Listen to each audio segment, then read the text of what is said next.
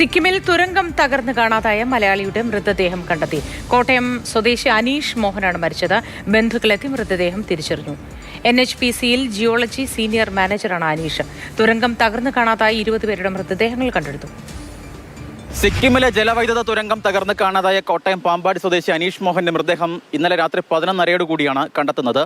ഈ അപകടം നടന്നതിന് പിന്നാലെ തന്നെ അനീഷിന്റെ ഭാര്യ സംഗീതയും സഹോദരനും ഒപ്പം അനീഷിന്റെ സഹോദരനും സിക്കിമിലേക്ക് എത്തി രക്ഷാപ്രവർത്തനങ്ങൾക്കും തെരച്ചിലിനുമൊക്കെ തന്നെ നേതൃത്വം നൽകിയിട്ടുണ്ടായിരുന്നു. പക്ഷേ ദുർഘടമായ കാലാവസ്ഥയൊക്കെ തന്നെ കാരണം തെരച്ചിൽ ഒന്നും തന്നെ അസാധ്യമായിരുന്നു എന്നാണ് സിക്കിമിൽ നിന്ന് ലഭ്യമായ വിവരങ്ങളെന്ന് പറയുന്നത്.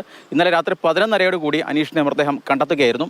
നിലവിൽ മണിപ്പാലിലെ ആശുപത്രിയിലേക്ക് അനീഷിന്റെ മൃതദേഹം മാറ്റിയിട്ടുണ്ട്.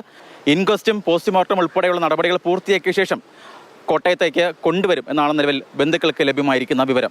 ഞാൻ ഇന്നലെ CM-നെ കണ്ടപ്പോൾ CM അത് കൃത്യമായി മോണിറ്റർ ചെയ്തുകൊണ്ടിരിക്കുക എന്നാണ് എൻ്റെ അടുത്ത് പറഞ്ഞത്. കാരണം അവരെ കൃത്യമായി കാര്യങ്ങൾ അന്വേഷിച്ച് ഇൻഫർമേഷൻ കിട്ടുന്നുണ്ട്. ഇന്നലെ ഞാൻ മനസ്സിലാക്കുന്നത് ബോഡി കണ്ടെത്തി മണിപ്പാൽ ഹോസ്പിറ്റലിലോട്ട് മാറ്റിയതാണ് ഞാൻ മനസ്സിലാക്കുന്നത്. അപ്പോൾ തീർച്ചയായിട്ടും നമ്മളതിനെ ഫോളോ ചെയ്യുന്നുണ്ട്.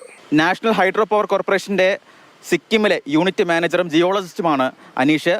തെക്കൻ സിക്കിമിലെ സമർഡുങ്ങിൽ ടീസ്റ്റ നദിയിൽ നിർമ്മിക്കുന്ന ജലവൈദ്യുത പദ്ധതിയിലെ ജോലികൾക്ക് വേണ്ടിയാണ് 7 മാസം മുൻപ് അനീഷ് അവിടേക്ക് എത്തുന്നത്. അതിനു മുൻപ് ഹരിയാനയിലായിരുന്നു അനീഷ് ജോലി നോക്കിയിരുന്നത്. ആ സമയത്ത് കുടുംബം ഉൾപ്പെടെ അവിടെയാണ് ഉണ്ടായിരുന്നത്. ഈ സിക്കിമിലേക്ക് മാറുന്ന സമയത്താണ് അനീഷിൻ്റെ ഭാര്യ തൃപ്പൂണിത്തറയിലേക്ക് മടങ്ങി വരുന്നത്. മക്കൾ ഉൾപ്പെടെ അവിടെയായിരുന്നു.